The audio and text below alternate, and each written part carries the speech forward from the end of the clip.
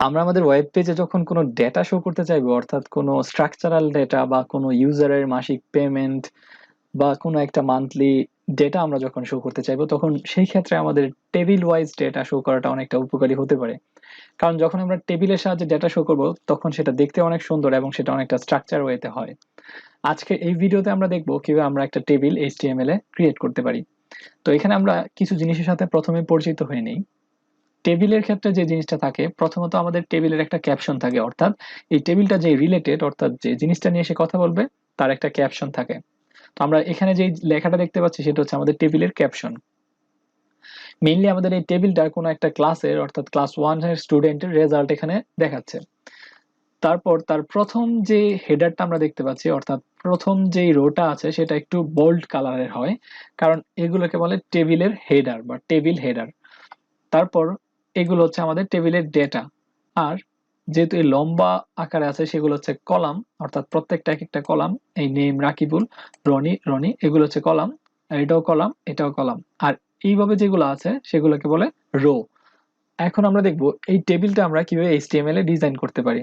এই জন্য প্রথমে আমরা আমাদের ভিজুয়াল স্টুডিও কোডে চলে যাব এবং আমাদের যে প্রথম ফাইলটা ছিল, অর্থাৎ index.html, সেখানে চলে আসব। তো এর বডির ভিতরে আমরা লিখব টেবিল ট্যাগ, DAVLE। টেবিল লিখে এন্টার প্রেস করার পর আমাদের টেবিল ট্যাগটা ভিজুয়াল স্টুডিও কোড দিয়ে দিবে। তো প্রথমে আমরা আমাদের টেবিলের জন্য একটা ক্যাপশন সেট আপ করে দেব। আমরা লিখব ক্লাস 1 টেবিল রেজাল্ট। এখন যদি কন্ট্রোল এস প্রেস করি এবং আমাদের ওয়েবসাইটটা আমরা দেখতে চাই, তাহলে আমরা দেখব যে এখানে আমাদের কোনো টেবিল নেই, শুধু ক্লাস 1 রেজাল্ট নামে একটা আমাদের ক্যাপশন আছে, যদিও ক্যাপশনটা এখনো সেট আপ করেনি। এর কারণ হচ্ছে আমি অলরেডি আমাদের সিএসএস এ কিছু কাজ করেছিলাম, সেক্ষেত্রে আমরা সিএসএসটা কেটে ফেলবো। এখন যদি আমরা ইন্ডেক্সে আসি এবং কন্ট্রোল এস প্রেস করি, আমাদের ওয়েবসাইটটা দেখতে যাই, তাহলে আমরা দেখবো যে আমাদের জাস্ট ক্যাপশনটা আছে।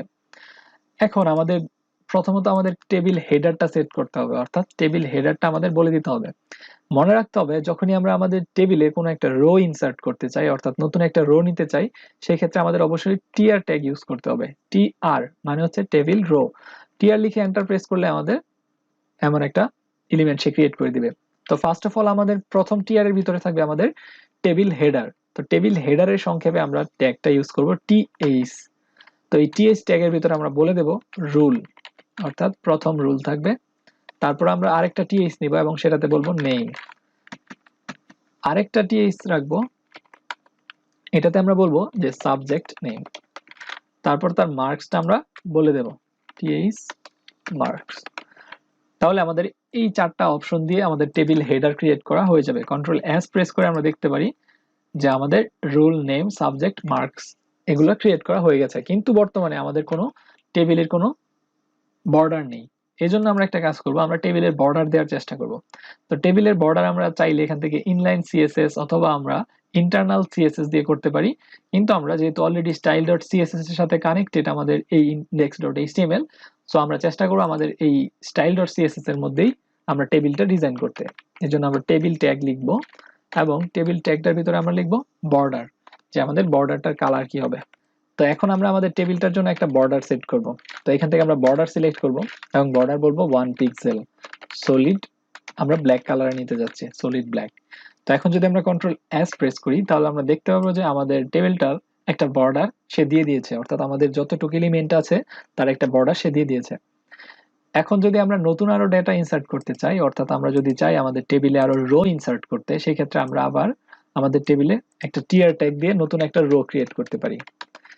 তাহলে এই টিআর ট্যাগটা কি করবে, আমাদের নতুন একটা রো ইনসার্ট করে দেবে, অর্থাৎ যতবার আমরা টিআর ট্যাগ নিব ততবার সে একটা নতুন করে রো ক্রিয়েট করবে।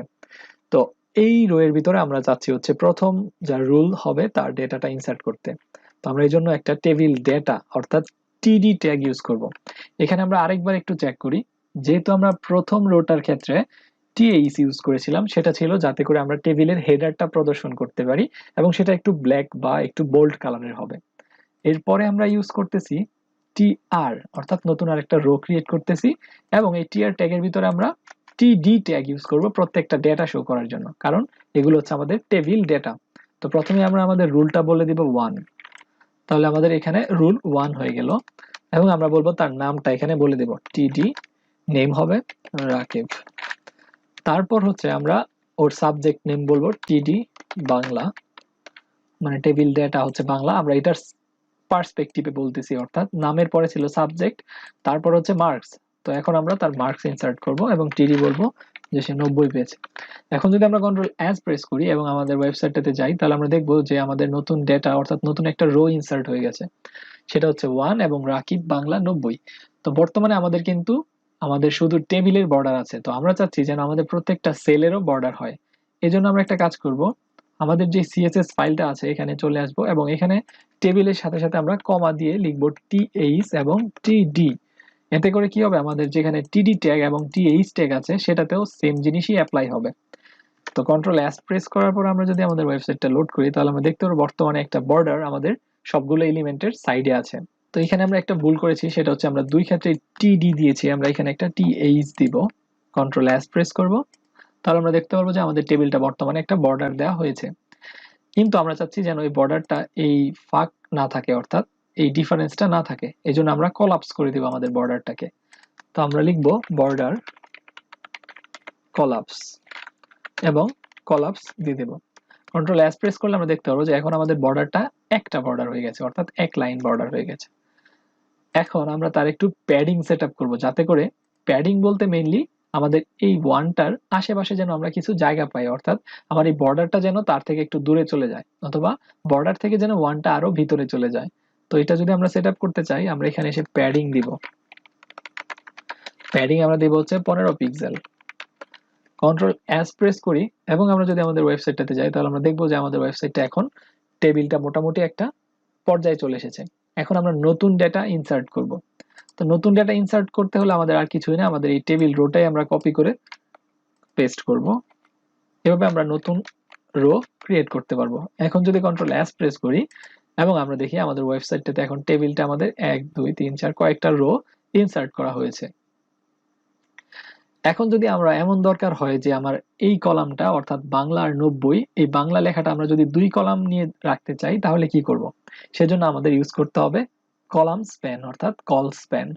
আর যদি এমন হয় যে আমরা চাই এই ওয়ান লেখাটা এই দুই রো এর মধ্যে থাকতে, অর্থাৎ এই দুই রো জুড়ে সে থাকবে, তাহলে আমাদের ইউজ করতে হবে রো স্প্যান, অর্থাৎ সেটাকে স্প্যান করে দিতে হবে। তো আমরা প্রথমটা ট্রাই করি, অর্থাৎ এই 90 লেখাটা আমাদের কাছে নাই, সেক্ষেত্রে আমরা চাচ্ছি বাংলাটা যেন এই দুই কলাম জুড়ে থাকে।